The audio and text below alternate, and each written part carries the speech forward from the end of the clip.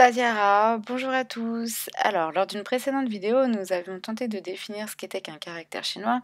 On va maintenant voir un petit peu les différents types de caractères chinois existants. Allez, c'est parti.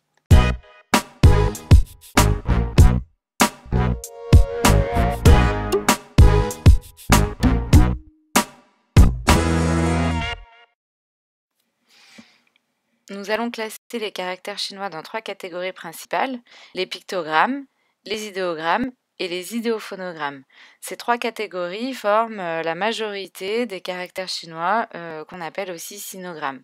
À la toute fin de la vidéo, nous verrons une autre catégorie mineure, mais qui a le mérite d'exister et donc qui doit être mentionnée.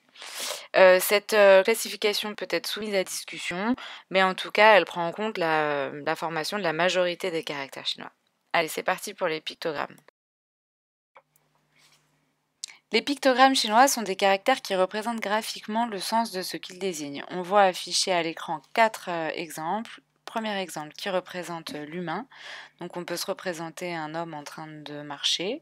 Ensuite, on a un arbre avec un tronc et des branches de part et d'autre du tronc. En troisième, on a le soleil. Et enfin, on a la lune. Donc ce sont 4 exemples de pictogrammes avec là affiché maintenant leur graphie ancienne. Donc on peut voir que la graphie a quand même pas mal évolué depuis l'origine. Mais en tout cas, ce sont donc des caractères qui tentent de représenter la réalité de ce qui est observé. Les pictogrammes ne représentent qu'une toute petite minorité de l'ensemble des caractères chinois, en fait. Voyons maintenant les idéogrammes.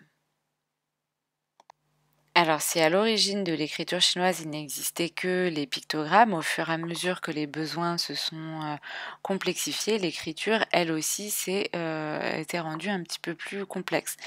Donc après les pictogrammes ont été créés les idéogrammes. Les idéogrammes, alors on peut les diviser en deux sous-catégories. Les idéogrammes dits simples, ce sont des caractères qui représentent des idées en indiquant un sens par leur graphisme. Voyons tout de suite quelques exemples avec le caractère sur au-dessus.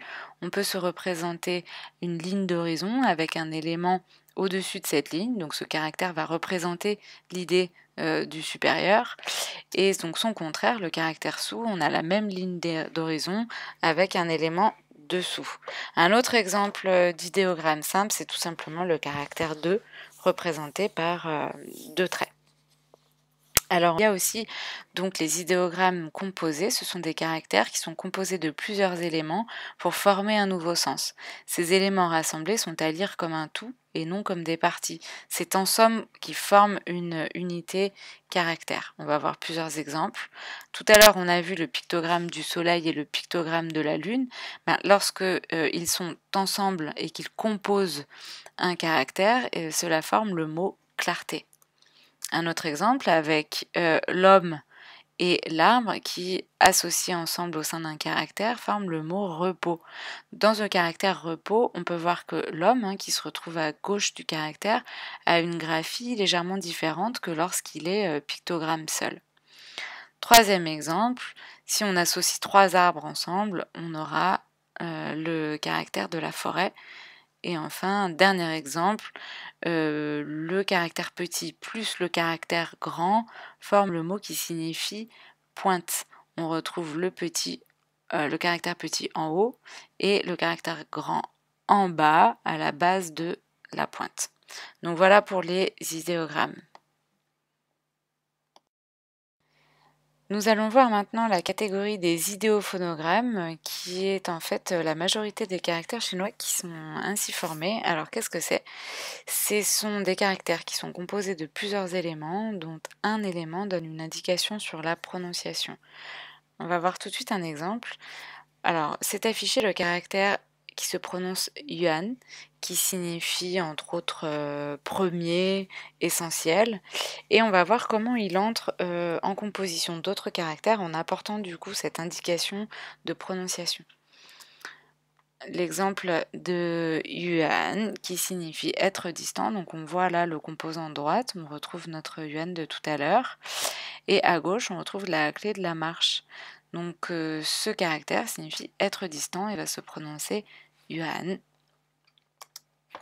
Deuxième exemple, avec le caractère qui se prononce également yuan, qui retrouve donc deux composants, le composant central qui donne l'indication phonétique et tout autour, on a donc l'enclos, ce caractère signifiant notamment le jardin. Troisième exemple, voilà la prononciation qui varie légèrement avec ce caractère qui se prononce wan. Donc on a perdu le Y pour retrouver le W. Ce caractère-là signifie terminer, finir.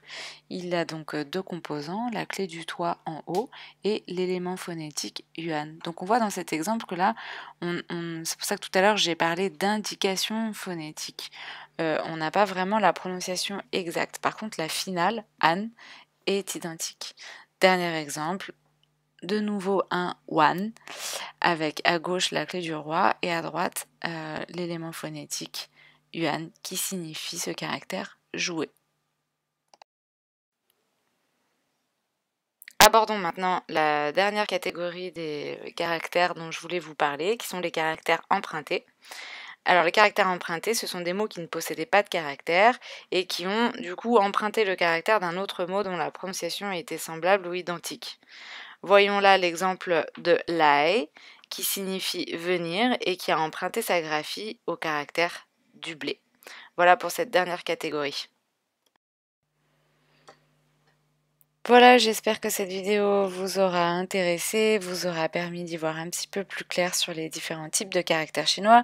N'hésitez pas à liker, partager et à regarder les autres vidéos de notre chaîne. Et on se retrouve bientôt pour d'autres vidéos sur la langue chinoise. 再见!